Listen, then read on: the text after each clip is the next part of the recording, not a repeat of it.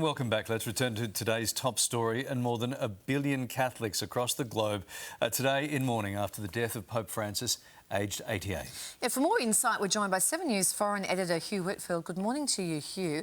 You've covered the Vatican in all those years of being a foreign correspondent. You're very familiar with the lay of the land over there. Just bring us the period of ill health that the Pope had suffered. The Vatican would be very much prepared for this moment in time. Yeah, absolutely. It was a couple of weeks that Pope Francis spent time in Gemelli Hospital in Rome at the start of the year, double pneumonia, cheating death twice while he was being treated by doctors there, resuscitated on a number of occasions. So they knew that this moment was coming. But I think those appearances over the Easter weekend inside St Peter's and then travelling around St Peter's Square in the Pope-mobile over the weekend probably gave people a bit of hope, which may have turned out to be false hope, that he might hang on for a little bit longer. I must say, I reckon there are parallels here with the Queen Elizabeth dying a couple of years ago. She hung on until the handover between Boris Johnson and Liz Truss, carrying out that duty. And the Pope knew that he had to be around for Easter weekend, such an important weekend on the Christian and Catholic calendar in particular. If there was no Pope in Rome on that Easter weekend, it would have been very difficult and unusual. Yeah. I think you're right. Talk us through how the world will remember Pope Francis and the all-important legacy.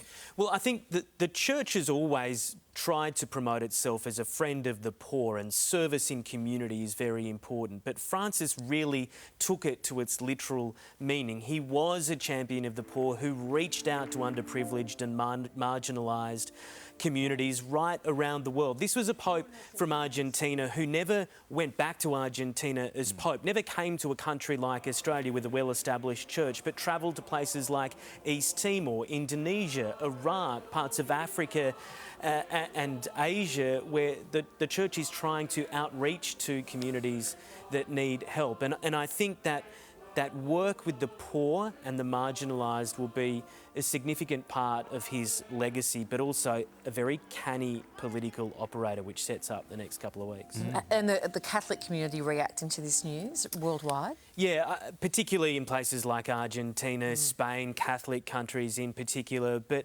what you've seen is world leaders reacting with a huge amount of respect for the work that Pope Francis did. He was a head of state. He was essentially the king of the Vatican, for want of a better term. He was the sovereign of that nation. And so he stood alongside presidents and prime ministers as an equal, but also in his role as a faith leader. He was leading 1.2 billion Catholics, and there will be Mass being said in churches right around the world today. All right, we're just about to hear from Prime Minister Anthony Albanese. Let's go. The Holy Holy Father, Pope Francis's compassion embraced all humanity. His kindness, humility and devotion were admired by people of all faiths and people of none. That's why his loss is being mourned not by just over 1 billion Catholics around the world, but people from all walks of life.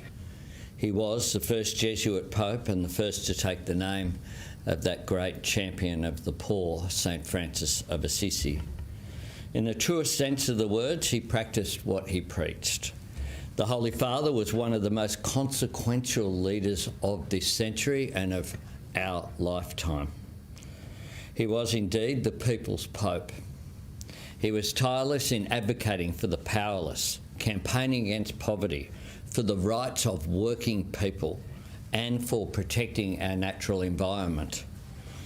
Pope Francis stayed true to his origins. As pontiff, he never rose above small acts of kindness and compassion. What we saw in him was an abiding spirit of humility. There was a gentleness about him, but it was a gentleness that contained such inner strength. The Holy Father was devoted to his faith and found expression of that through his devotion to humanity. Tributes we have seen from all over the world speak for people's genuine sense of connection to Pope Francis, the qualities they recognised and admired in him. When I attended St Patrick's Cathedral last night and then attending Mass this morning, speaking to parishioners who have been deeply moved by the life and the legacy of the Holy Father. I will pause my other campaign-related events this morning. Today, flags will fly at half-mast on Commonwealth buildings right around Australia as a mark of respect to the Holy Father. Happy to take a couple of questions. Prime Minister, who will represent Australia at Pope Francis's funeral? Thanks. I've spoken with Her Excellency the Governor-General Sam Mostyn. The Governor-General was on her way to Turkey for the Anzac Day commemorations, and it is hoped the details are of course still being finalised, but Her Excellency would be an appropriate representative. I've also spoken last night with the Ambassador Designate to the Holy See, Keith Pitt. Keith Pitt, because of the illness of the Holy Father, he hasn't been able to present his credentials yet, but Mr Pitt is assisting with the logistics, and the Department of Prime Minister and Cabinet and Department of Foreign Affairs and Trade are finalising details.